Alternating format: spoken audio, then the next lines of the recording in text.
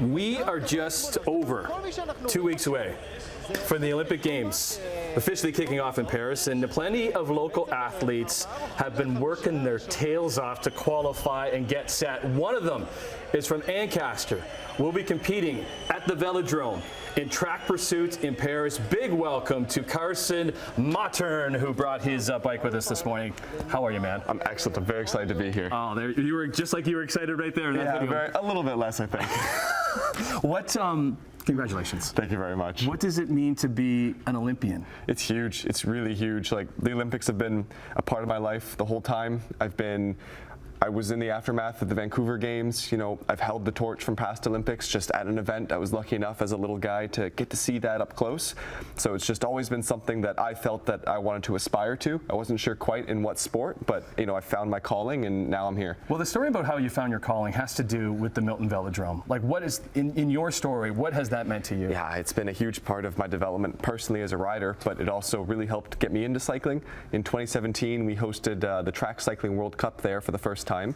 And I was there as a little guy watching in the stands, and it really just switched the light bulb on in me, and I left that building knowing kind of what I wanted to pursue now. What is it about the Velodrome itself? Like, if anybody, you don't realize the angles of the Velodrome. No, it's a lot like a NASCAR track, really. It's steep, it's intense, and unlike road racing, which is hours and hours long, track events are much shorter, so they're much more violent, they're much more aggressive. You know, it feels more gladiatorial, and it's really exciting for me. Gladiatorial, what a great word that is. Yeah. What bike did you bring for us today? So this is my road time trial bike. This isn't what I'll be racing in Paris, but it's very, very similar. I do a lot of my training on this bike. It's optimized completely for aerodynamics and speed. I raced on this just 2 weeks ago at Nationals up in Quebec.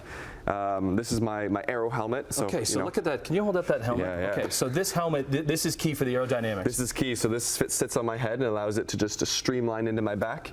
And when I'm racing, I'm not looking up. I'm head down to keep everything nice and bullet shaped. So that's how we move through so fast. What about the mental side? How do you work that side? There's the physical side that you can prepare for, but the mental side, knowing that the world's watching, you know what I mean? And all of the other things that are going through your mind.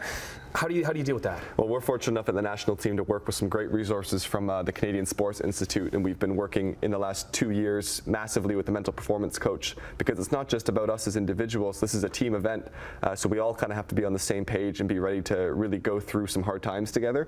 So that's been something really fantastic to optimize, and for me, the competition is the best part. Like, training can sometimes get a little bit boring and monotonous, and when I show up on race day and the nerves are starting and I'm nervous, I just remind myself that that's actually what I'm here to do, and that's what I enjoy about the sport, and then a grin goes across my face and I go and race. This is a big part of it, like the media side of it too is a big part of it. It's like you're very polished, and you're just a young guy. Like, how have you become so polished when it comes to that side of it? I owe that to my folks. They pushed me to do a lot of public speaking and just out of my comfort zone, especially as a young man, and you know, it just forced me to develop these skills that I have now. Yeah, we got Mom here today. Hey, Mom! Hi, Mom! Okay, so let's get to it. So the countdown's on. You got a big calendar that you're Xing things off to get ready? Literally, yes. Right. Okay. So when are you going? We leave on July 28th. So you won't be able to do the opening ceremony? We won't be able to do the opening ceremony. Are you bummed about that? Yeah, quite a bit actually. I think. But we'll do closing, which is fantastic. Yeah. And the best part is, after my competition, I'll have a couple days in Paris to look around.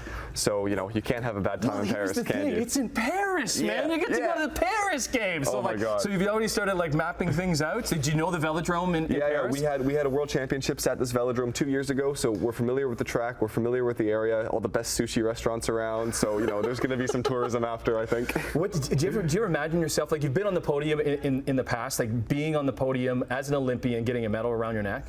Like, do you visualize that? It floats through my head a lot in training, and I can really just, even if I'm on the road somewhere, I can just put myself on the track in Paris and then flash to the podium, and it just helps me power through training. There it was right there. Okay, so promise me this: the best of luck. We'll all be rooting for you. The best of luck. But when you come back, medal or not, come back and tell us about the experience. Brilliant. We want to hear it, because what you're doing now is inspiring the next generation and the next part of the Olympians. I really hope so. You know, if I can be a part of someone's journey that motivates them to do what I've done, maybe not in cycling, then you know, I can retire a happy man.